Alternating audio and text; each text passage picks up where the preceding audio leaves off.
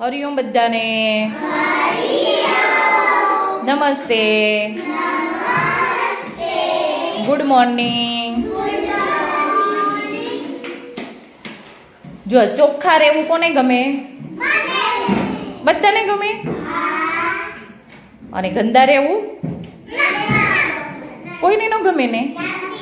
જો શરીર ચોખ્ખું હોય ને તો આપણને ક્યારે રોગ થાય ના.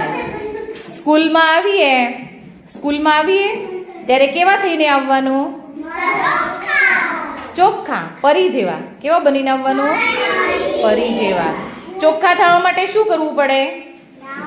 નાહવું પડે. સૌથી પહેલા જાગીને શું કરવું પડે? બ્રશ કરવું પડે. બ્રશ કરો છો બધા? બ્રશ કરીએ એટલે શરીરના કયા અવયવની ચોખ્ખાઈ થાય? દાંતની. બહુ સરસ.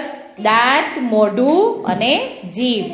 ચલો પછી નાહીએ ત્યારે કયા આખા શરીરની ચોખ્ખાઈ થાય કે નહીં? હાથ, પગ, નાક, મોઢું, જીભ, આખા શરીરની. જો હવે આપણે સ્કૂલની અંદર દરરોજ પ્રાર્થનામાં આજનું ગુલાબ કહે છે, ખબર છે ને? આજનું ગુલાબ એને પહેરાવીએ છીએ. તો તમને એમ થશે કે આજનું ગુલાબ એટલે શું? એમ ખબર છે કોઈને? શું બોલો? આજનું ગુલાબ એટલે શું? પહેરાવાનું. પણ શું કામ?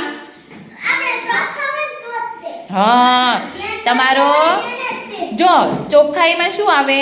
તમારો યુનિફોર્મ સરસ હોય. શું હોય? યુનિફોર્મ સરસ હોય. તમે તમારું સરસ મજાનું માથું ઓળેલું હોવું જોઈએ. વાળ છે ને ઉડતા ન હોવા જોઈએ. સરસ મજાનું ચોખ્ખું માથું, સરસ યુનિફોર્મ, નખ કાપેલા હોવા જોઈએ.